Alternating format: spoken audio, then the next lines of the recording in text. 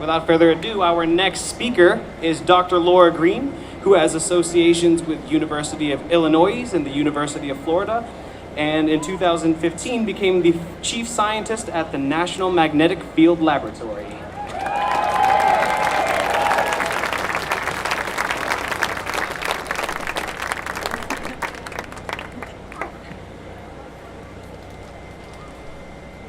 Thank you very much. It's just a real pleasure to be here.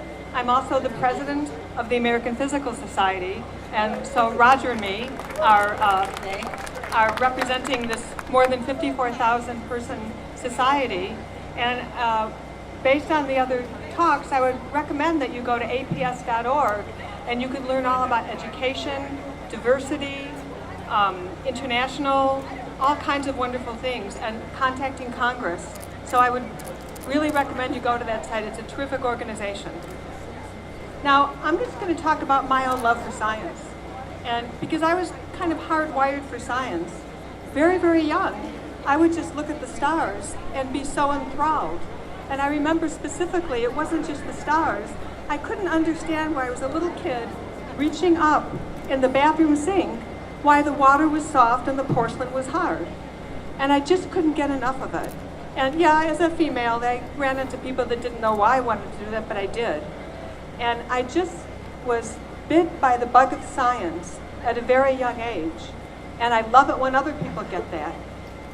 So when I think about science, when I think about doing science, I'm gonna let my notes in. I have in mind that there's one part is just the beauty of it.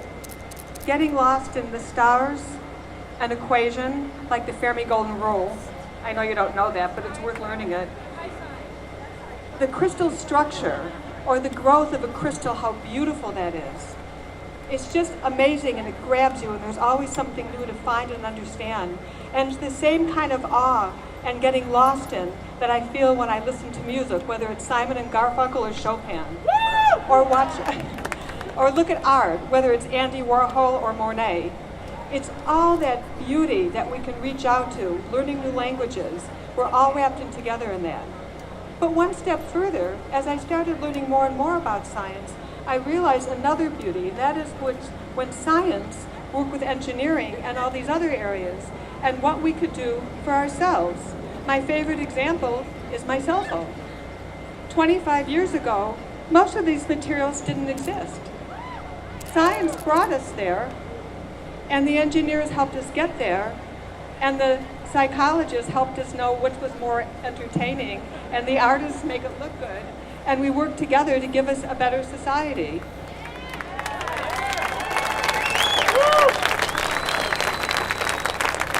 Furthermore, just over 100 years ago, Einstein realized that Newton's laws of physics didn't account for everything. It accounted for most of what he saw in gravity, but not everything. And that's when Albert Einstein, came up with the general theory of relativity.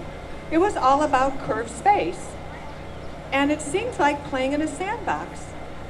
But in fact, without those equations, your GPS would be pretty useless. So it's just wonderful to see fundamental and applied science working together, working with all of society.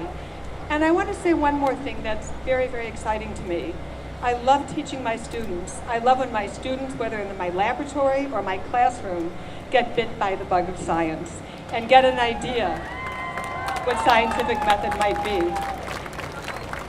I speak in museums, I go to schools, I give public lectures, I do stuff with little kids, and I see the wonder in people's faces. And I think all of us can do more to reaching out to everyone we can, just so we can understand the joy and the beauty of science and how it makes our world a better place. Thank you, and I love being here.